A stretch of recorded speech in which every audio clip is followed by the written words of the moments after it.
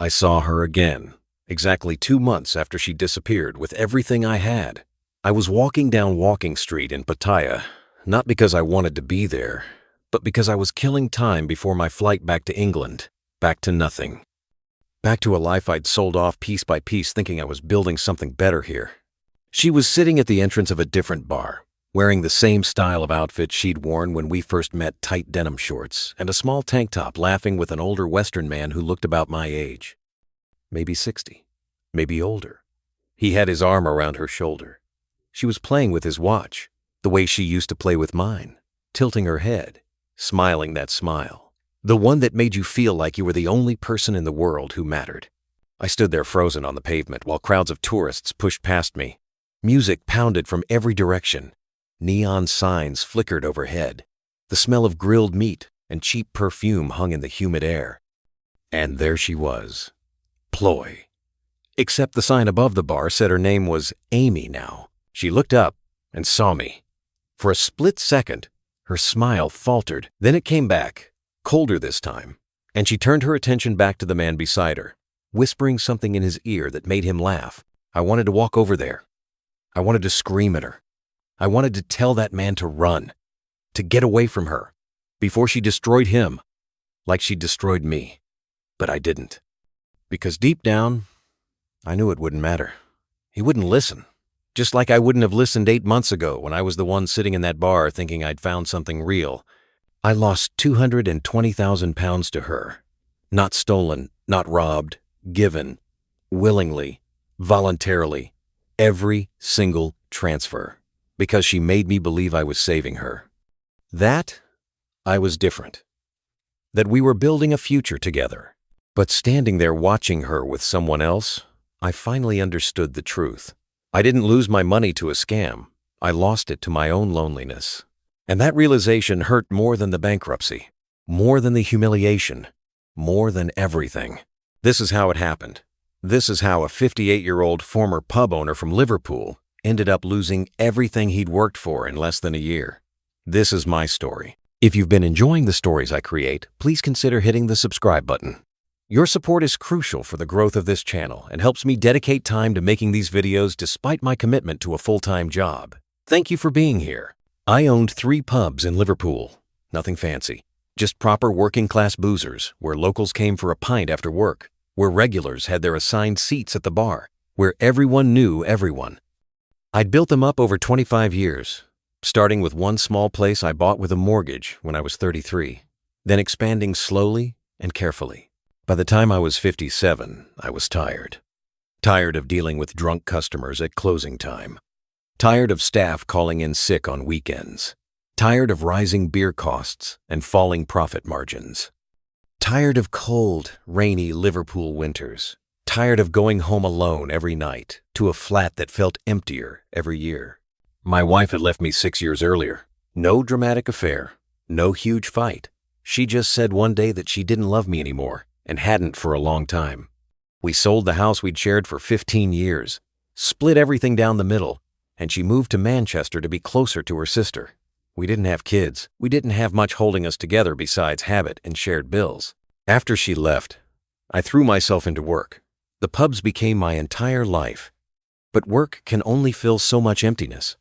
I'd close up at midnight, walk home through deserted streets, and sit in my flat watching television until I fell asleep. I had drinking buddies at the pubs, but they weren't real friends. They were customers.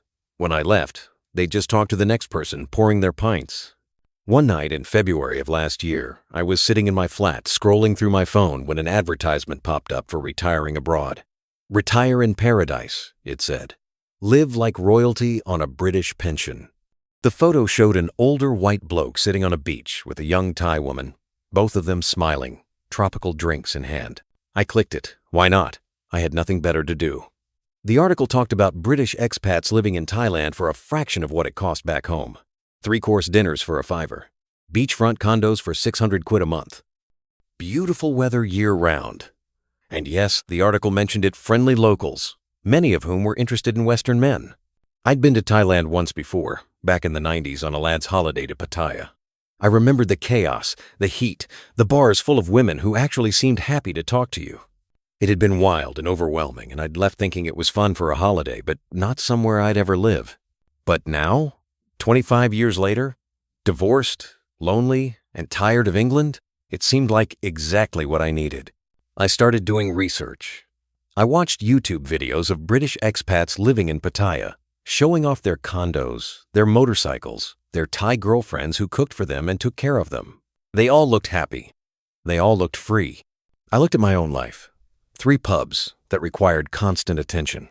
A flat in a gray city where I knew nobody. Savings that would last maybe 15 years if I was careful. And then what? Work until I died? Or I could sell everything, take the money, and start over somewhere warm. Somewhere I could afford to actually enjoy life instead of just surviving it. By March, I'd made up my mind. I hired a business broker and put all 3 pubs on the market. It took 4 months to find buyers. But by July, I'd sold them all. After paying off the remaining mortgages and taxes, I walked away with £280,000. I also kept one small property I'd bought years ago as an investment, a 2-bedroom flat in Wavertree that I rented out for £900 a month. £280,000 plus rental income. It was more money than I'd ever had in one place. Enough to retire comfortably anywhere in the world. Enough to finally live instead of just work. In early August, I booked a one-way ticket to Bangkok and sold or gave away almost everything I owned. A few mates from the pubs came to see me off at my going-away party. They thought I was mad. They said I'd be back within 6 months, that Thailand would chew me up and spit me out, that I was too old to start over. But I didn't care what they thought. I was 58 years old, and for the first time in decades, I felt excited about the future. The flight to Bangkok was long and uncomfortable. 12 hours squeezed into an economy seat next to a woman with a crying baby. But when I walked out of Suvarnabhumi Airport into the thick, hot Thai air, I felt something shift inside me. This was it. This was my fresh start. I'd booked a hotel in Pattaya for the first week. I remembered it from that lad's holiday, decades ago, the beaches, the nightlife, the energy. Back then, I thought it was too much, too overwhelming. But now, arriving as someone who planned to stay, it felt different. It felt like possibility. The taxi ride from Bangkok to Pattaya took about 2 hours. The driver spoke almost no English, so we rode in silence while I stared out the window at the passing landscape. Palm trees, small villages, billboards in Thai script. I couldn't read. Everything felt foreign and exciting. Pattaya hit me like a wall when we arrived.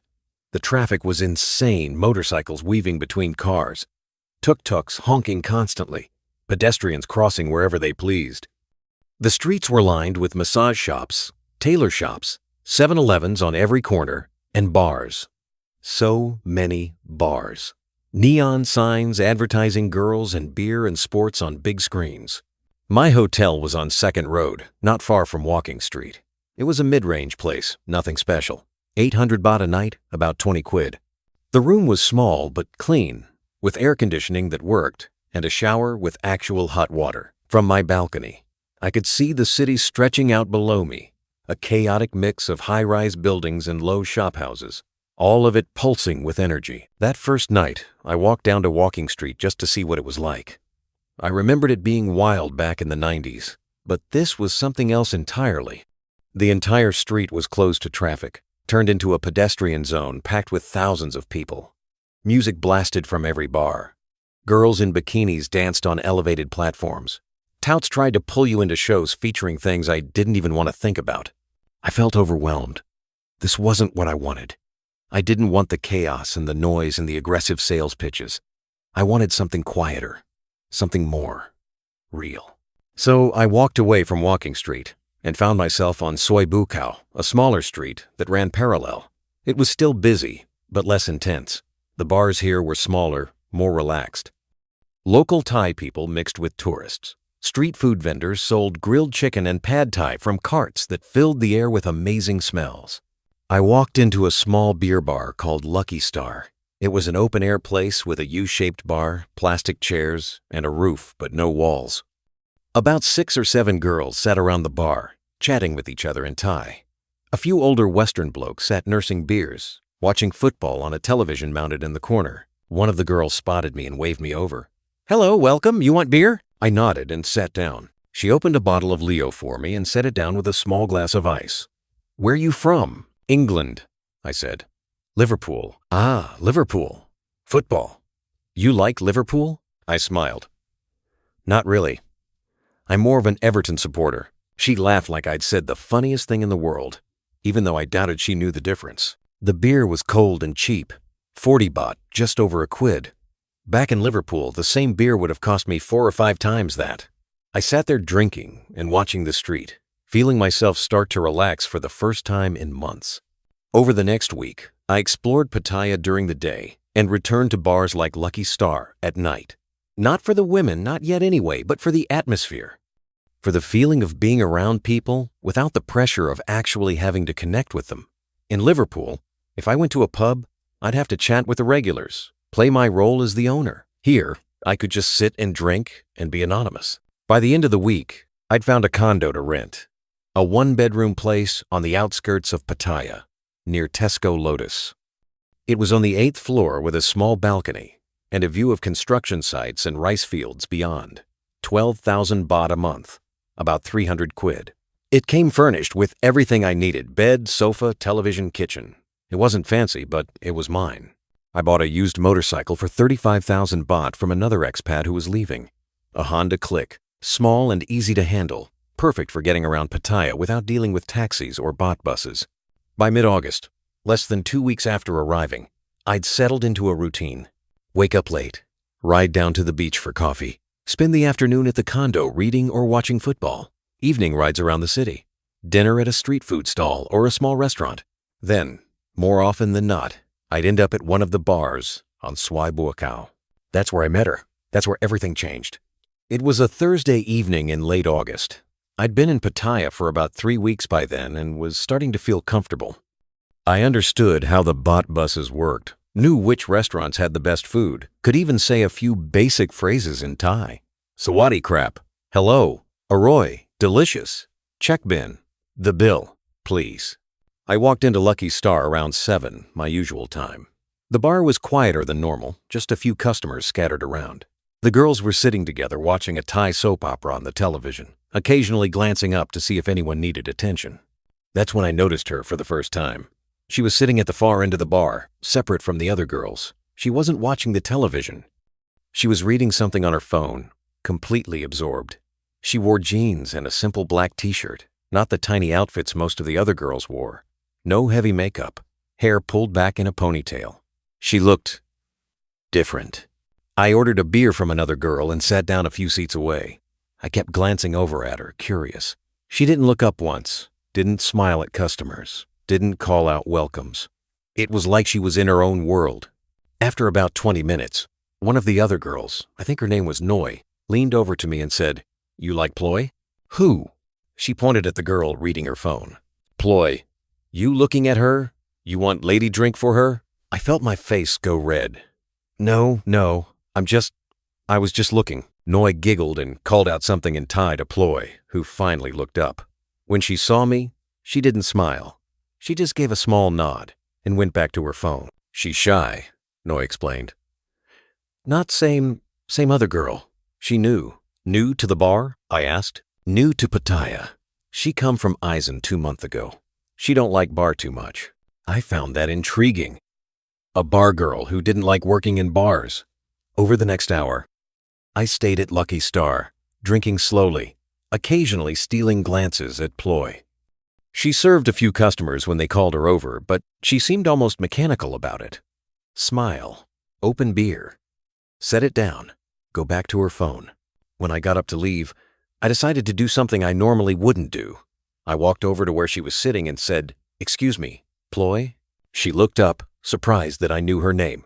"Yes?" I just wanted to say, "You don't have to pretend to be happy if you're not. It's okay." She stared at me for a moment, confused. Then something in her expression softened. "Thank you," she said quietly. I nodded and left. I came back to Lucky Star 2 nights later. Ploy was there again, in the same spot, doing the same thing, sitting apart from the others, looking at her phone. When she saw me walk in, she actually smiled. Just a small one, but it was real. I sat down near her and ordered a beer. After a few minutes, she came over and asked, "You want me sit with you?" "Only if you want to," I said. She hesitated, then pulled up a chair next to me. We didn't talk much at first. She asked where I was from, how long I'd been in Pattaya, if I liked Thailand. Basic questions. Her English was decent, but limited. When she struggled for a word, I'd try to help. Or she'd use Google Translate on her phone. After about half an hour, I asked if she wanted a lady drink. In bar culture, buying a girl a drink meant she'd sit with you longer and the bar would get a commission. It was expected. But Ploy shook her head. No need. I sit because I want to. That surprised me. I'd been in enough bars by then to know that wasn't normal. Girls worked for tips and commissions. Refusing a drink meant losing money. Are you sure? I asked. Sure, she said, and she smiled again.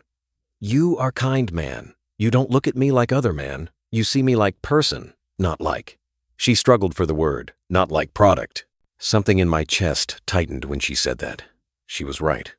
Most men in these bars, myself included if I was honest, looked at the girls as transactions. Entertainment, a service. But sitting there with Ploy, I realized I didn't want that. I wanted to actually talk to someone, to connect. We sat together for over 2 hours that night. She told me about her life. She was from a small village in Bararam province, up in Aizen. Her family had a rice farm, but it wasn't enough to survive on. Her father had died 3 years ago from diabetes complications. Her mother was still alive but couldn't work. Ploy had a younger sister who was 15 and still in school. She'd come to Pattaya because she needed money. Her mother needed medicine. Her sister needed school fees. The farm needed repairs. She said working in the bar was the only way she could make enough to help them. But she hated it. Hated the way men touched her. Hated the music. Hated the cigarette smoke. Hated feeling like a thing instead of a person. Why don't you do something else? I asked. There must be other jobs. What job? She said, her voice tired. I have no education, no degree. I work in restaurant before. Make 5,000 baht 1 month. Cannot help family with that. Here, I make maybe 20,000 baht if I work hard. 20,000 baht. About 500 quid a month. And she had to smile at drunk men and let them paw at her to earn it. When I left that night, I gave her 500 baht. Not for anything. Just because I wanted to help. She tried to refuse, but I insisted. You're a good person, Ploy, I said. You deserve better than this. She looked at me with these big, sad eyes and said, Thank you. Nobody say that to me before. I walked back to my condo that night, feeling something I hadn't felt in years. Purpose. Like maybe I could actually make a difference in someone's life. Looking back now, I can see how perfectly she played it. The reluctance, the refusal of drinks, the sad story, the vulnerability. But at the time, I thought I'd found something rare, something real. Over the next 2 weeks, I went to Lucky Star almost every night. Not to drink, I usually nursed 1 or 2 beers over several hours, but to see Ploy. We'd sit together and talk about everything. Her life in the village, my life in Liverpool, the pubs I used to own. Her dreams of opening a small business someday. She asked about my marriage. I told her the truth that my wife had stopped loving me and I didn't blame her. That I'd been so focused on work, I'd forgotten how to be a partner. That I'd spent 6 years alone and had gotten used to it. Ploy listened without judgment. She'd reach across the table and touch my hand gently when I talked about the lonely parts. She made me feel heard, seen, important. One night, she told me she wanted to quit the bar. I cannot do this anymore, she said, tears forming in her eyes. I hate when men touch me.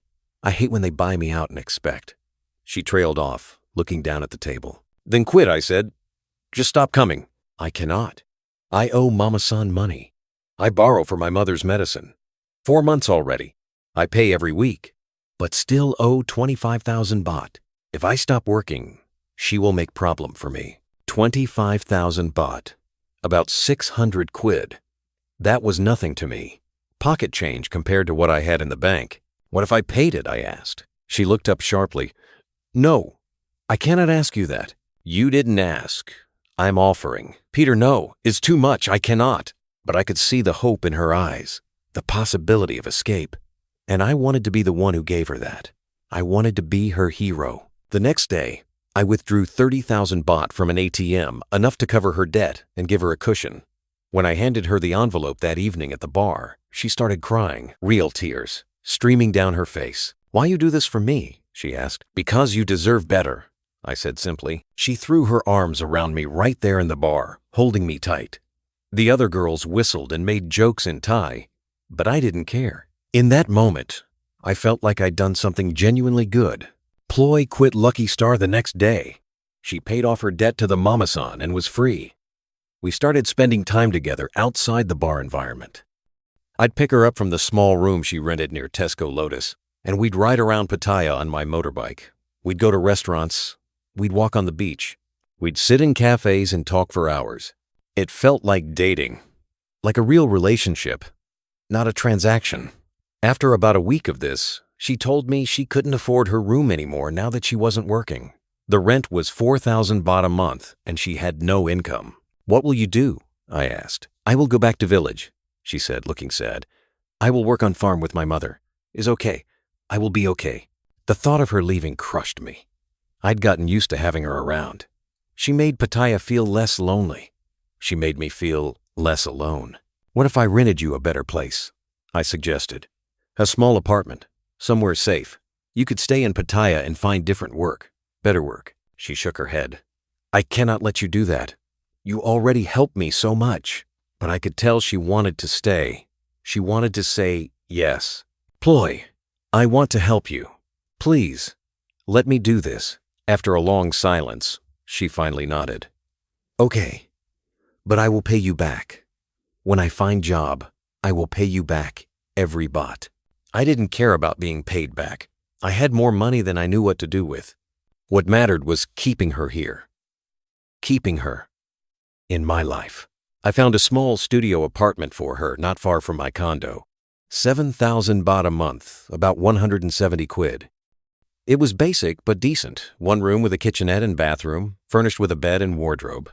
I paid 3 months up front and gave her another 10,000 baht for food and essentials. When I handed her the keys, she cried again. "You are like Angel," she said. "You saved my life." I told her she was being dramatic, but inside, I loved hearing it. I loved being needed. I loved being important to someone. She moved in that weekend, and I helped her set up the place. We bought cheap dishes at a local market. She cooked dinner for me that first night, simple Thai food, rice with stir-fried vegetables and chicken. It tasted better than anything I'd eaten in months, not because the food was special, but because of who made it. After dinner, we sat on her small balcony looking out at the Pattaya skyline.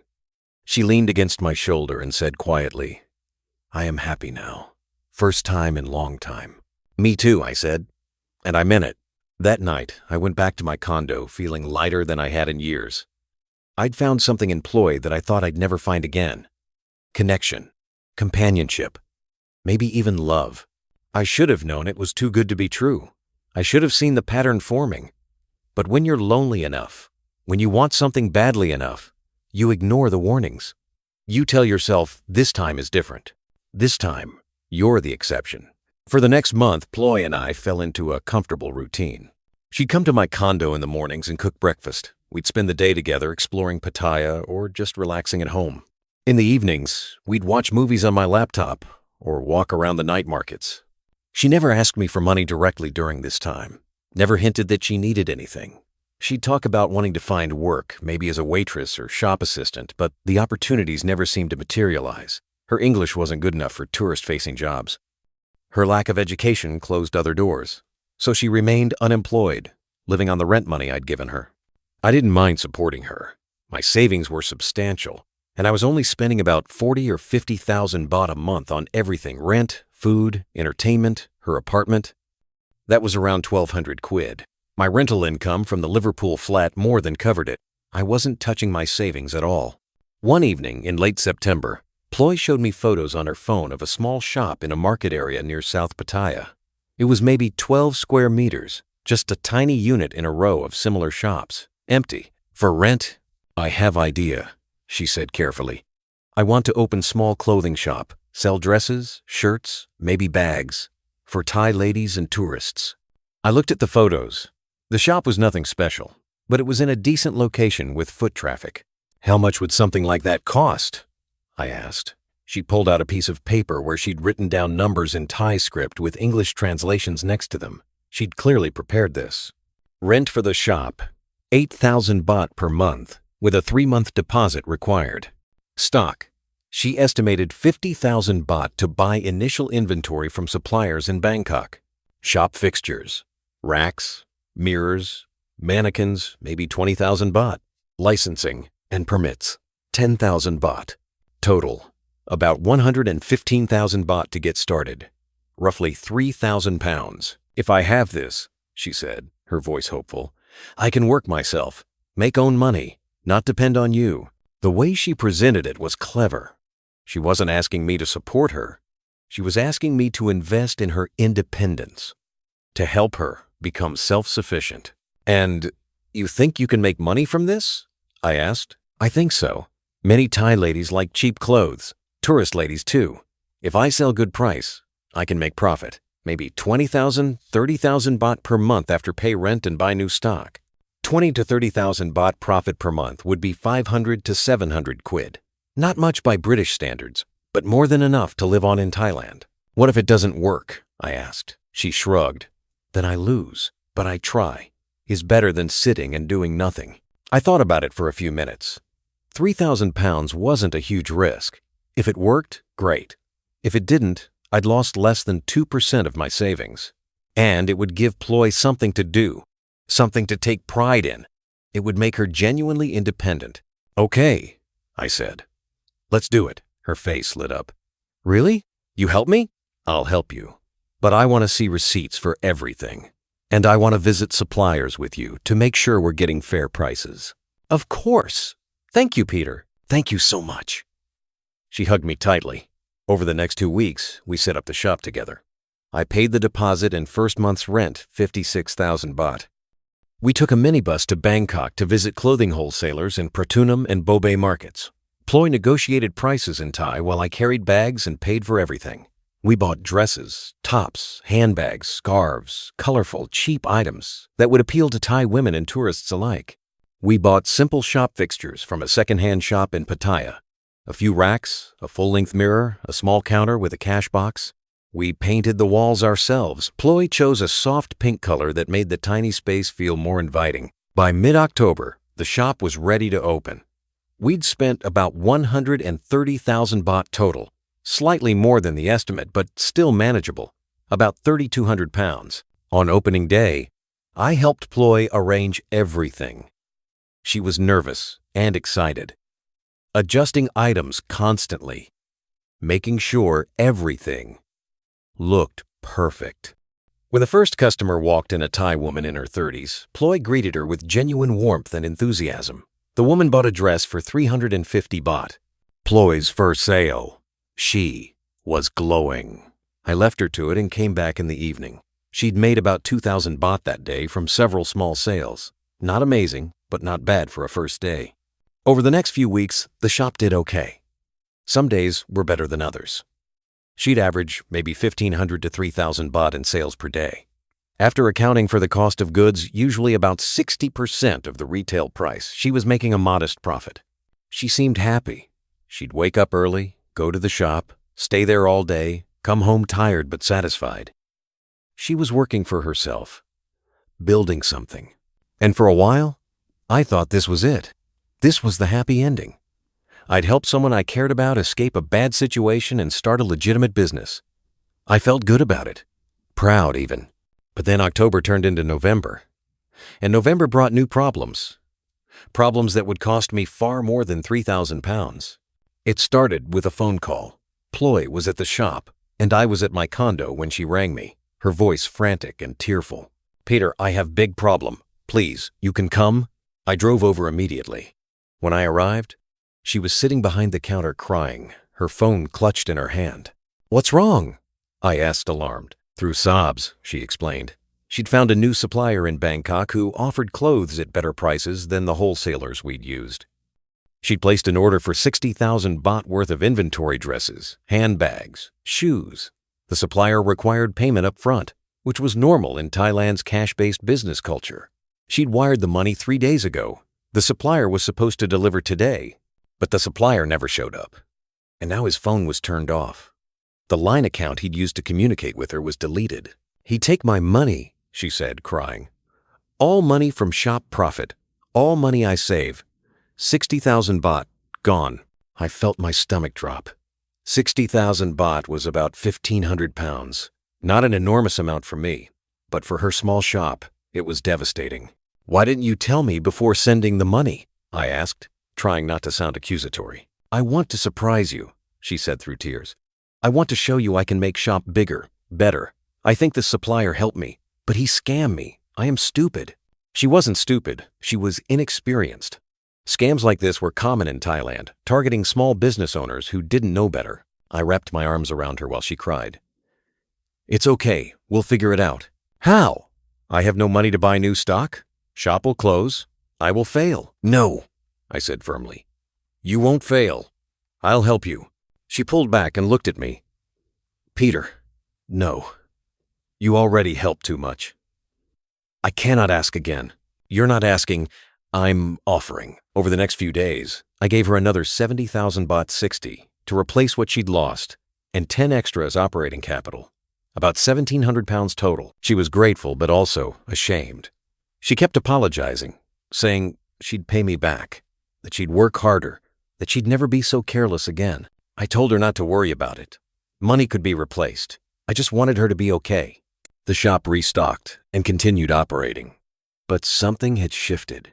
Ploy seemed more stressed, more worried. She'd check her phone constantly, frowning at messages I couldn't read. When I asked what was wrong, she'd say everything was fine, but I could tell it wasn't. Then in early December, she told me her mother was sick, really sick. The local clinic in her village said she needed to go to a proper hospital in Buriram for tests, but hospitals required payment up front before doing anything. "How much?" I asked. 45,000 baht, she said quietly. "For tests and maybe medicine if they find something." 45,000 baht, about 1,100 pounds. I didn't hesitate. I transferred the money to her account that same day. Then a week later, her younger sister needed money for school.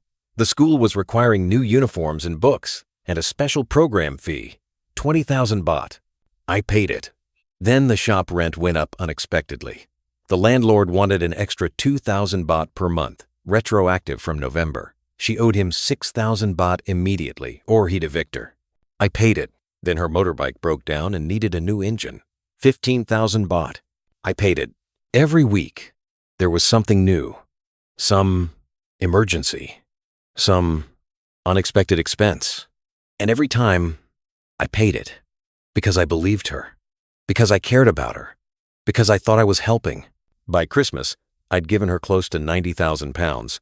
That was about 220,000 baht, nearly 80% of my total savings.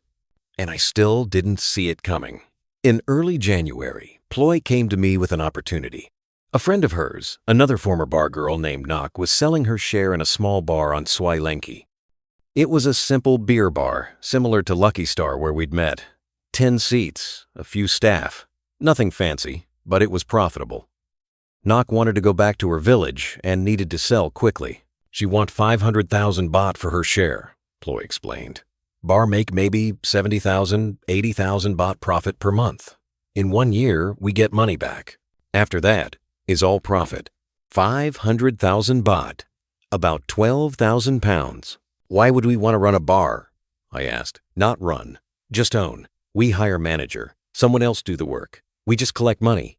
It sounded passive income. I'd owned pubs before I knew the business. Bars could be profitable if managed correctly. Who would manage it? I asked. Nok's sister. She already worked there. She know everything. We pay her 15,000 baht per month. She take care everything. Ploy showed me photos of the bar. It looked legitimate, small but well-maintained. She showed me a handwritten ledger that supposedly showed the bar's monthly income and expenses. According to the numbers, it cleared about 65,000 baht profit per month after paying staff, rent, and stock. If we buy this, Ploy said carefully, you no need to give me money anymore. Bar pay for everything. My shop, my life, I can take care myself. You can just enjoy retirement. No worry about me. She was framing it as a way to stop being a burden on me, to make herself independent, and the numbers did look good. 65,000 baht per month was about 1,600 pounds. That would more than cover her expenses and provide returns. Can I meet Nok and see the bar? I asked. Of course. We can go tomorrow. The next day, Ploy and I visited the bar. It was mid-afternoon, quiet. Knock was there, a woman in her early 30s, friendly and professional. She walked us through the business, showed us the stock, introduced us to the staff. Everything seemed legitimate. Knock explained she needed to sell quickly because her mother was dying and she needed to go home to take care of her. She'd originally wanted 600,000 baht, but would accept 500 if we paid in cash immediately. I asked to see official documents, business registration, tax records, the lease agreement. She showed me papers with stamps and signatures. I couldn't read Thai, but they looked official. Can I have a few days to think about it? I asked. Knock looked disappointed. Okay, but I have other people interested. If someone else pay first, cannot help. The pressure tactic was obvious, but it worked. I didn't want to lose the opportunity if it was real. Ploy and I talked about it that night. She was excited but said it was my decision. She'd understand if I said no, but I'd run the numbers. If the bar really made 65,000 baht profit per month, I'd recoup my investment in about 8 months. After that, it would generate steady passive income. It would also make Ploy financially independent, which would take pressure off our relationship. Against my better judgment, I agreed. The next day, I withdrew 500,000 baht in cash, 12,500 pounds, and handed it to Knock at the bar. She counted it carefully, signed a receipt, and gave me a handwritten contract stating I now owned 50% of the business. Ploy would own the other 50%. I asked why I couldn't own 100%. Foreigner cannot own bar in Thailand, Knock explained. Must be in Thai name, but you and Ploy are together, so same. Is your bar. I should have consulted a lawyer. I should have done proper due diligence, but I was in too deep by then. I'd already invested so much in Ploy. What was another 12 grand? We celebrated that night. Ploy was ecstatic. She kept saying we were partners now, that we were building a future together, that she'd never forget what I'd done for her. For a few weeks, everything seemed fine. The bar operated normally. The manager sent us daily reports via line photos of receipts, counts of bottles sold, staff schedules. The numbers matched what Knock had promised. We were making about 60 to 70,000 baht per month profit. Ploy would collect the cash from the manager once a week and deposit it into her bank account. She'd show me the bank book, the deposits matching what we expected. I started to relax. Maybe this would work after all. Maybe I really had found a legitimate investment. Then in late February, everything fell apart. I went to visit the bar one afternoon without telling Ploy first. I just wanted to check on things, see how the staff was doing, maybe have a beer and chat with customers. When I arrived, the bar was closed. Shutters pulled down, padlocked. A notice in Thai was taped to the door. I called Ploy immediately. The bar's closed. What's going on? She sounded surprised. Closed? Are you sure? I'm standing in front of it right now. There's a notice on the door. What does it say? I don't know. I will check. Maybe manager closed for one day. I will call her. But the manager didn't answer her phone. Neither did Knock. Over the next 2 days, I tried to find out what happened. I went back to the bar multiple times. Still closed. I asked neighboring shop owners if they knew anything. Most didn't speak English, but one old Thai man said in broken English, "Owner gone. No pay rent. Landlord close." My stomach dropped. I confronted Ploy. The bar's closed because nobody paid rent. What's going on? She looked genuinely shocked. I don't know. Manager's supposed to pay rent. Why she didn't pay? Where's all the money we made? In my bank. I show you. She pulled up her bank account on her phone. There were deposits, yes, but they'd all been withdrawn. Large cash withdrawals. 70,000 baht here, 50,000 there. Where did all this cash go? I demanded. For shop. For expenses. For living. She was getting defensive, angry even. You think I steal from you? I don't know what to think. 500,000 baht is gone, Ploy. She started crying. I don't know what happened. Maybe Knock scam both of us. Maybe manager take money. I tried calling Knock again. Her phone was disconnected. I went to the bar to look for the manager. Nobody there. I asked staff at nearby bars if they knew what happened. One girl told me in broken English, Knock sell bar 3-4 times. Same every time. Sell to Farang, then close. Police, no care. My blood ran cold. We'd been scammed. Not by a stranger. By someone Ploy supposedly knew and trusted. Or had Ploy been in on it the whole time? I wanted to believe she was a victim too. That she'd been fooled just like me. But doubts crept in. All those emergencies, all those requests for money, the sick mother, the broken motorbike. The supplier's scam, how much of it had been real? Our relationship deteriorated rapidly after that. I stopped giving her money. She became distant, cold. She'd barely talk to me. She stopped coming to my condo. When I tried to visit her apartment, she'd make excuses about being busy or tired. Then, in early March, she told me she needed to go back to her village. Her mother was sick again. She'd be gone for a week, maybe 2. I didn't hear from her after that. No calls, no messages, nothing. After a week of silence, I went to her apartment. The landlord said she'd moved out 3 days earlier, didn't say where she was going, left no forwarding information. I checked her social media. Her Facebook and Line accounts had been deleted. She was gone. And with her went £220,000 of my savings. I sat in my condo that night, staring at my bank statements, trying to understand how I'd been so stupid, how I'd let this happen. I'd arrived in Thailand with £280,000. I now had £60,000 left. My rental property in Liverpool covered my basic living expenses, but I'd burned through 78% of my retirement savings in 6 months. 6 months. I felt sick, ashamed, furious, but mostly, I felt stupid. I spent the next 2 months in a fog. I barely left my condo. I'd order food delivery, watch television, sleep during the day, stay awake at night. I stopped shaving, stopped caring. Other expats noticed. One guy I'd met at a bar, an older Australian named Dave, came by to check on me. I told him a vague version of what happened. He didn't seem surprised. "How much did you lose?" he asked. "Too much," he nodded sympathetically. "Listen, mate, you're not the first and you won't be the last. These girls are professionals. They've been doing this since they were teenagers. You never stood a chance." "She seemed different," I said. "They always do." Dave told me about other guys he knew who'd lost everything to Thai women. One bloke had invested in a rubber plantation that didn't exist. Another bought a house he could never legally own. Another sent money to a girl in Bangkok for 3 years, paying for her sick daughter, only to find out she didn't have a daughter and was married to a Thai man the whole time. "It's called the long game," Dave explained. "They don't scam you quick. They build relationships over months, sometimes years, get you emotionally invested, then slowly drain you dry. By the time you realize what's happening, it's too late." "Did Ploy ever love me?" I asked. "Was any of it real?" Dave shrugged. "Does it matter? Real or not, the result's the same." But it did matter to me, because if it was all fake, if every smile and every touch and every tear had been calculated manipulation, then I'd lost more than money. I'd lost my ability to trust anything. In early May, 2 months after Ploy disappeared, I saw her again. I was walking down Walking Street, not because I wanted to be there, but because I was going to the pier to look at the ocean and clear my head. That's when I saw her, sitting at a bar entrance, wearing the same type of clothes she'd worn when we first met, laughing with an older Western man who had his arm around her. The sign above the bar said her name was Amy. I stood there frozen, staring. All the pain and anger and shame came flooding back. She looked up and saw me. For a second, her smile vanished.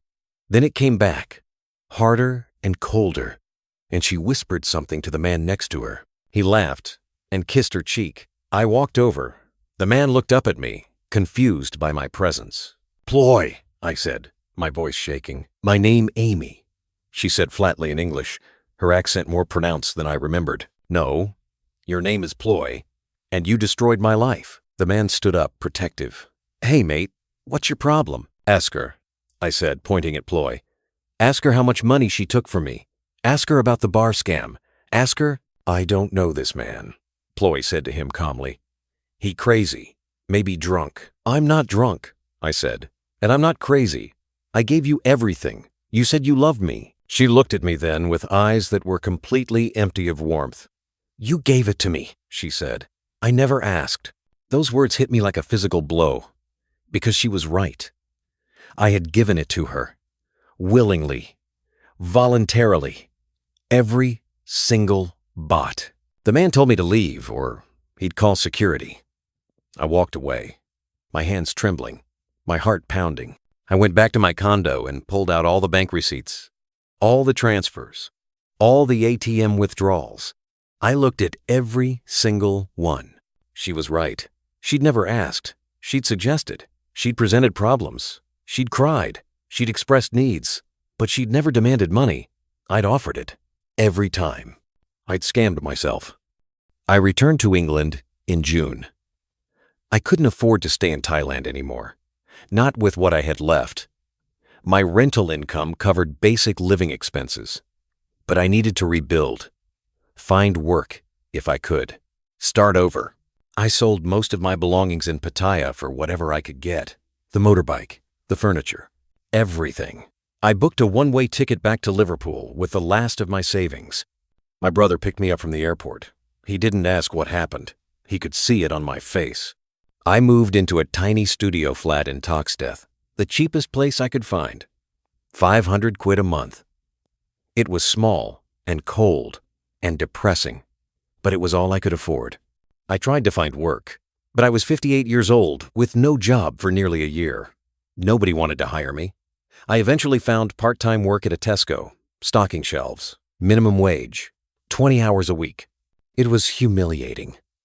I'd owned 3 pubs. I'd employed dozens of people. And now I was restocking tinned beans and being told off by managers half my age. But it was my own fault. I knew that. I'd been stupid, reckless. I'd let loneliness override common sense. 6 months after returning, I started going to expat forums online, reading stories, finding others who'd been through similar experiences. And I realized I wasn't alone. There were thousands of men like me, thousands of stories, just like mine. One day, someone on a forum asked if I'd be willing to talk about my experience on a video call. They were putting together a series about the psychology of bar girl scams. I agreed. The video got shared. Other forums picked it up. More people reached out. Before long, I was doing regular talks for expat groups, warning newcomers about the traps I'd fallen into. I titled my talks, The Psychology of the Bar Girl Trap. Not because I wanted to blame the women. They were just doing what they needed to survive in a system that gives them few options. But because I wanted men to understand the psychological hooks that make us vulnerable, loneliness, the rescue fantasy, the need to feel important, the willingness to ignore red flags because we want so badly to believe we've found something real.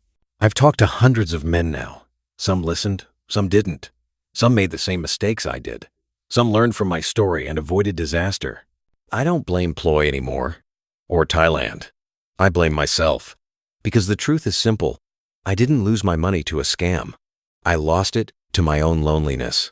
I was so desperate for connection, so desperate to feel loved and needed, that I ignored every warning sign. I saw what I wanted to see. I believed what I wanted to believe. And it cost me everything. I'm 60 now. I work at Tesco. I live in a studio flat. I have about £15,000 in savings money I've scraped together over the past 2 years. My rental income keeps me afloat, but I'll never retire comfortably. I'll probably work until I'm 70, maybe longer. But I learned something valuable, something I try to share with every man who'll listen. Love can't be bought. Connection can't be purchased. No amount of money will ever fill the hole inside you that loneliness creates. If you're thinking about going to Thailand, about finding a woman, about starting over, please be careful. Don't do what I did. Don't mistake gratitude for love. Don't confuse financial dependency for emotional connection. And if someone seems too good to be true, if they refuse money at first, if they seem different from all the others, if they make you feel like a hero run, because that's exactly how they get you. That's how they got me. I lost £220,000 in 6 months.